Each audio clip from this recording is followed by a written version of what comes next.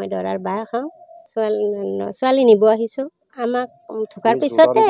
নিয়তিও নিষ্ঠুৰ হ'ল দেউতাকজনো আজি হাৰি গ'ল জোৱায়েকৰ লগত সময় কটোৱাৰ হেঁপাহ হৈ ৰ'ল নেদেখাজনে তেওঁক এনেকৈয়ে লৈ গুচি গ'ল দৰাৰ ঘৰৰ পৰা জোৰোণ আহিল পিছদিনাৰ বিয়াৰ বাবেও প্ৰস্তুতি চলিল হঠাতে ঘটিল এটা অঘটন ঘৰখনৰ পৰাই নোহোৱা হৈ গ'ল আচল মানুহজন পিছে দৰাৰ ঘৰৰ পৰা ল'লে এটা ষ্টেপ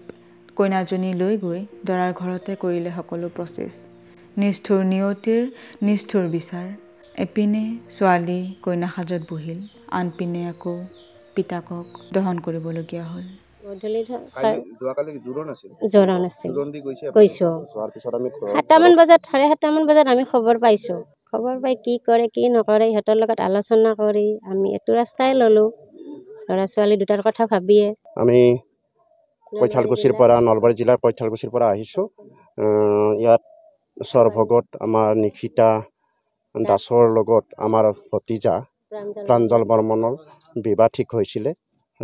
যোৱাকালি জোৰোণ গ'ল আজি বিয়া আছিলে কিন্তু দুৰ্ভাগ্যজনক এই ছোৱালীৰ